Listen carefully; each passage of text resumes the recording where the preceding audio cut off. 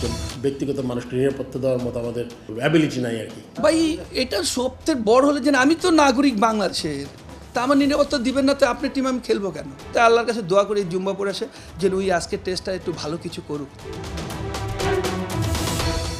কানপুরে ক্রিকেটের 2 ফরম্যাটকে বিদায় জানানো সাকিবের শেষ ইচ্ছে। দেশের মাটিতে হোম অফ ক্রিকেটে খেলতে চান ক্যারিয়ারের শেষ টেস্ট ম্যাচটা। তবে ব্যক্তি সাকিবকে নিরাপত্তা দেওয়ার এখতিয়ার নেই দেশের ক্রিকেট বোর্ডের। ঘটনাবহুল 26 সেপ্টেম্বরের শেষটা হয়েছে বিসিবি সভাপতির এমন বক্তব্যে। এই ব্যাপারটা তার ডিসিশন নিতে হবে, এটা আসলে আমরা এটাতে তেমন পার্ট হতে পারবো না। আসলে এটা আমি এই মুহূর্তে আমরা কিছু বলতে পারবো না। বোর্ড থেকে আমরা কী করতে পারি, একজন ব্যক্তিগত মানুষকে নিরাপত্তা দেওয়ার মতো আমাদের অ্যাবিলিটি নাই আর কি।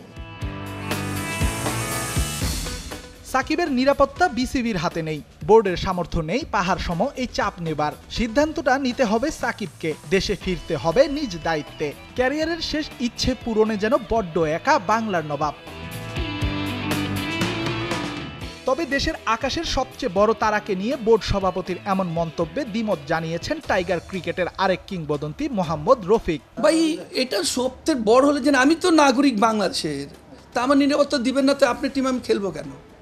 হ্যাঁ, আমি তো আমার দেশে নিয়ে খেলতেছি, দেশ তো আমার, তাকে আমি কেনই করবো? আমার এই সাবজেক্টটা এই কারণে আমি আগেতেই বলেছি যে এই ক্রিকেটের সাবজেক্টটা বা রাজনীতি সাবজেক্টটা আলাদা পার্ট থাকতে হবে, এটা নিরপেক্ষভাবে থাকতে হবে।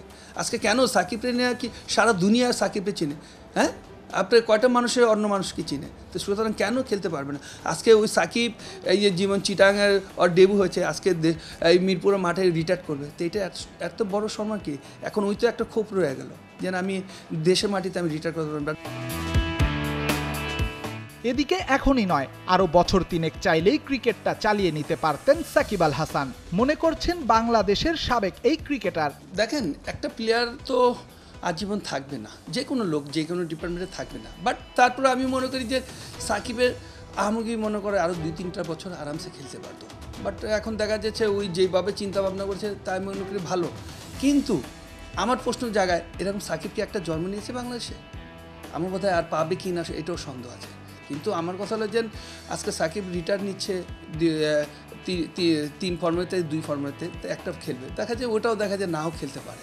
তাই সুতরাং আমরা যেইভাবে চিন্তাভাবনা করছি যে সাকিব আজকে কত লং সময় দিয়েছে, আর সাকিব হিস্ট্রি সাকিবই নিজে তৈরি করতো, তো এরকম একটা প্লেয়ার পাবেন না।